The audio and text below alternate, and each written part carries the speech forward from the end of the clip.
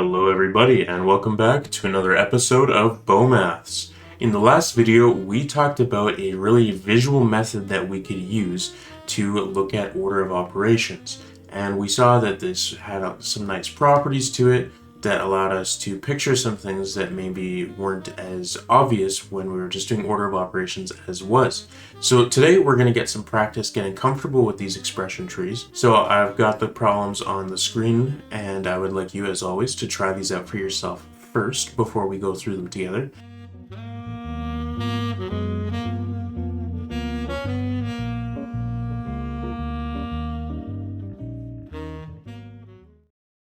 Question 1.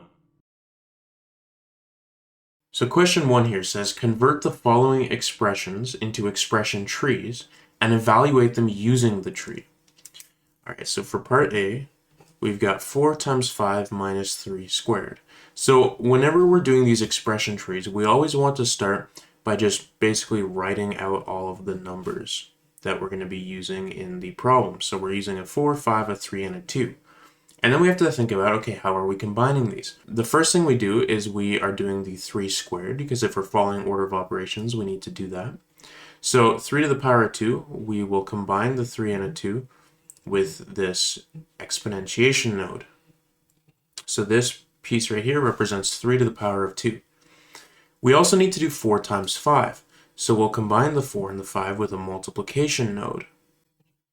And lastly, we need to do 4 times 5 and subtract 3 to the power of 2. So we're going to combine these two results here into a subtraction node. So this expression tree right here is the exact same thing as the expression 4 times 5 minus 3 squared.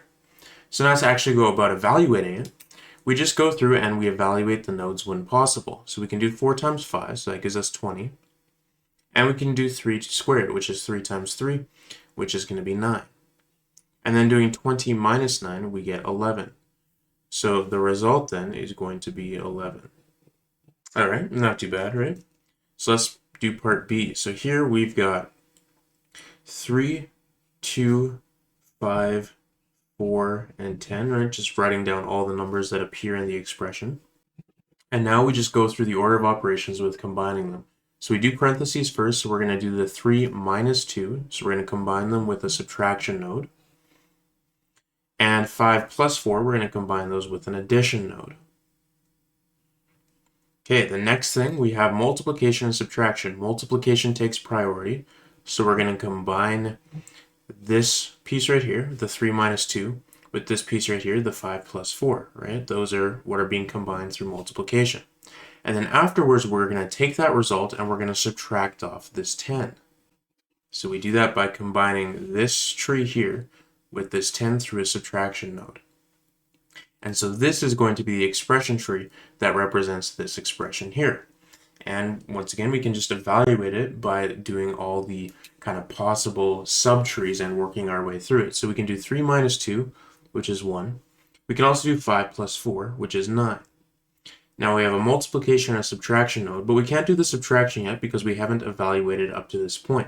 So we have to do the 1 times 9, which is going to give us 9. And now we can evaluate the subtraction node because we have a number to the left and to the right of it going into it. So we have 9 minus 10, which is going to be negative 1. So negative 1 is our answer to this expression. And the last part looks a little trickier, but let's try it out. So we have to still write out all the numbers that are being used. So we have 8, 3, 1, and we can't forget about the exponents. We have 2, negative 2, and 5. Okay, so starting with parentheses, we have to evaluate the 3 minus 1 first. So we will combine 3 and the 1 with a subtraction node. And then afterwards, we have a subtraction applied to it and we have a squaring applied to it, but following order of operations, we have to square it first. So that means we're going to be taking this result from this subtree here and we're going to be raising it to the power of 2, which we'll do through an exponentiation node. All right, now that we have that, we can do 8 minus that result. So we're going to take a subtraction node over here and we're going to do 8 minus the result from this subtree right here. Now we have all that, we want to raise it to the power of minus 2 plus 5. But to actually raise it to that power, we need to first evaluate minus 2 plus 5. So we're going to take an addition note here. And now we will do all of this to the power of that. So we'll take an exponentiation note here, which is going to take this entire subtree, the result of all this, right, the result of everything in these parentheses, and raise it to the power of what we evaluate from this tree here, which is basically the exponent. And that is our expression tree. So now evaluating it, we just kind of, again, go through what is possible. So we can do 3 minus 1, which is 2. And we can also do negative 2 plus 5, which is 3. All right, next up we have 2 to the power of 2, which is 4. And then we can do 8 minus 4, which is also 4. And that leaves us with 4 to the power of 3, which is 4 times 4 times 4, which if you work that out, that gives you 64. So the result of part C then is going to be 64. And for some extra practice, make up your own expressions, just like I have here, and convert them into expression trees, and use the tree to evaluate the expression. Question 2. So part 2 asks us to convert the following expression trees into expressions. So part 1, we were converting the expressions into the trees, but now we're going backwards. We're starting with an expression tree and we're converting it into an expression. So for this, it's very similar to when we were evaluating the expression tree. All we have to do is just kind of look at the pieces where we know all the inputs going into the operation, and then we put parentheses kind of around that. So let's see what I mean for part A. So the first thing we can do, we can only do the 2 plus 5 right now, right? Because we don't know what's going into this exponent yet, right? We know we have a 2, but we don't know what's coming into it over here. We have to evaluate the plus first. So we're going to do 2 plus 5 first. And then to indicate that that is kind of the first thing we do in the order, we're going to put parentheses around it. We can eliminate any unnecessary parentheses later if we find that there are some. But for the time being, let's just kind of put parentheses around every step. So then we take that and we raise it to the power of 2. And that's actually it for part A, right? There's nothing else to be done here. We did 2 plus 5 first, right? That's the first thing that comes in the tree. And then we take that result and we raise it to the power of 2. So that's what we did right there. For part B, so we have 3 plus 3 first here. So we'll do 3 plus 3, and we'll put that in parentheses to make sure it comes first. And then what's happening next? Well, we're taking that result and we're multiplying it by negative 2. So we do times negative 2. And then we take all of that, and we're going to be subtracting it from what we get over here. But we have to evaluate what we get over here first. So 0 divided by 4 is going to be what's over here. And once again, just to kind of make sure that's grouped, we'll put parentheses around it. Now we can remove some unnecessary parentheses here. Since multiplication and division come before subtraction, we can make this into a more simpler 3 plus 3 times negative 2, subtract 0 divided by 4, and we would get the exact same result. Let's look at the last part. So this is kind of like a symmetric tree. The left-hand side looks a lot like the right-hand side, but let's see what that looks like when we write it as an expression. So we have 2 plus 5,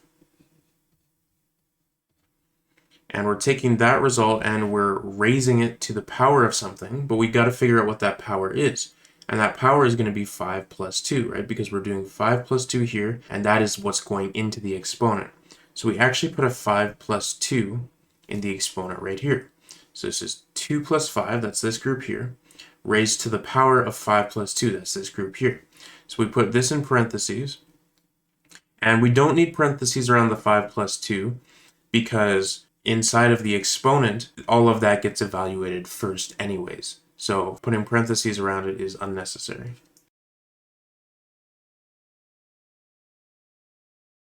Question 3. So question 3 says complete the expression tree so that it evaluates to 3. So in this expression tree here, we're missing an operation there and we're missing a number there. And we want to choose an operation and a number so that this whole tree is going to evaluate to 3. So what this tree is going to look like when we put this into an expression form is we're going to have 2 and 5, and they're going to be combined in some way here. And then we're taking that result and we're going to be subtracting it from some number right here. And this whole thing we want to equal 3. So there's several ways of doing this. Let's just maybe start by choosing an operation, a way to combine the 2 and the 5. Let's just go with addition.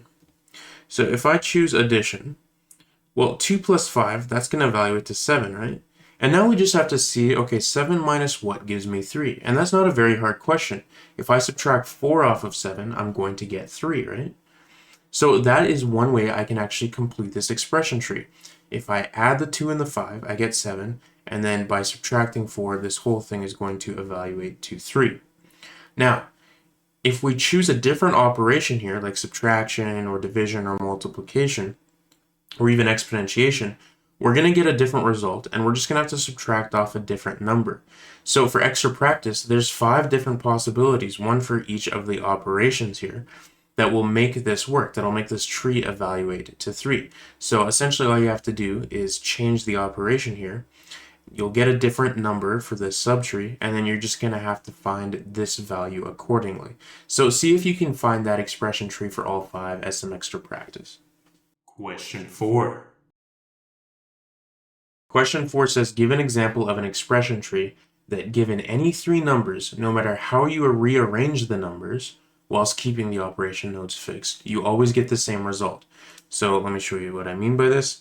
So if we take 3 numbers, and any 3 numbers, so I'm not going to actually fill these in, but it's basically saying that, for example, if we had something like this maybe, right, so this is an expression tree with 3 numbers.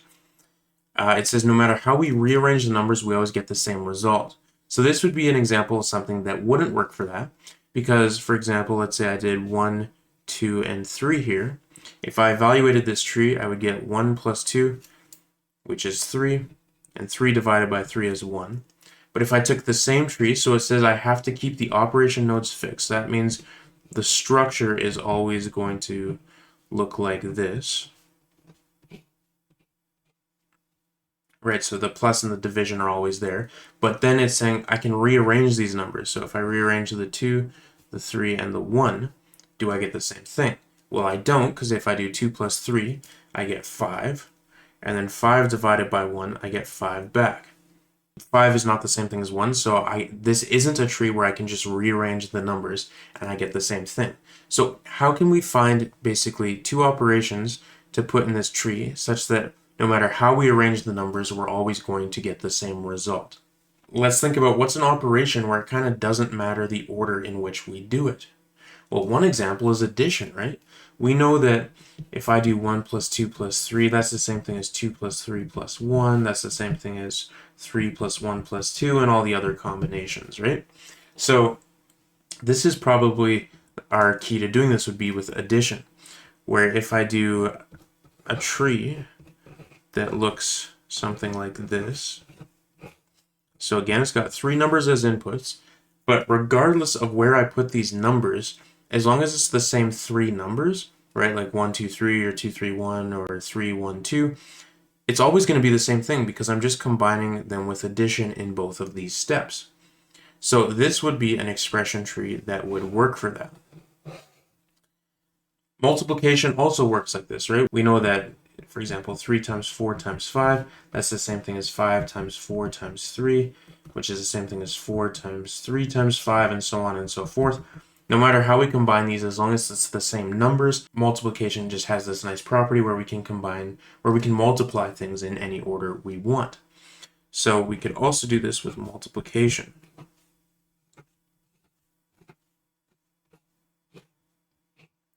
We can't, however, do it with the other expressions.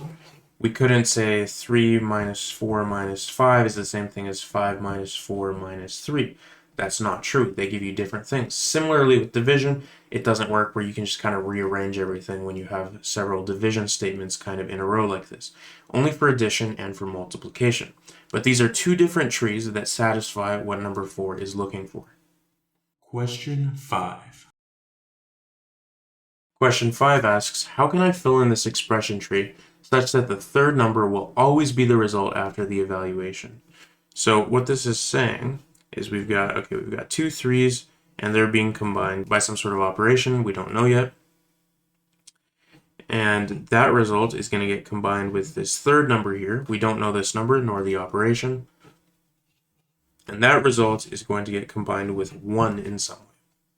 And what we want is that regardless of what we put inside of this expression, right? If it's like a 7 or a 3000 or a negative 29, that is going to be our result. So we need to basically choose our operations in such a way that whatever number we put inside of here, that's always what we're going to get out.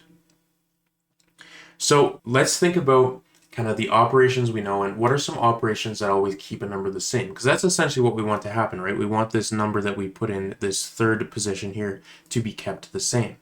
Well, we know we can do that either by adding 0 or by multiplying by 1. If you've seen my video on inverses and identities, you'll know that 0 is what's called the additive identity and 1 is what's called the multiplicative identity, which basically just means that through addition, 0 keeps numbers the same. Anything plus 0 is itself. And through multiplication, 1 keeps numbers the same. Anything times 1 is itself.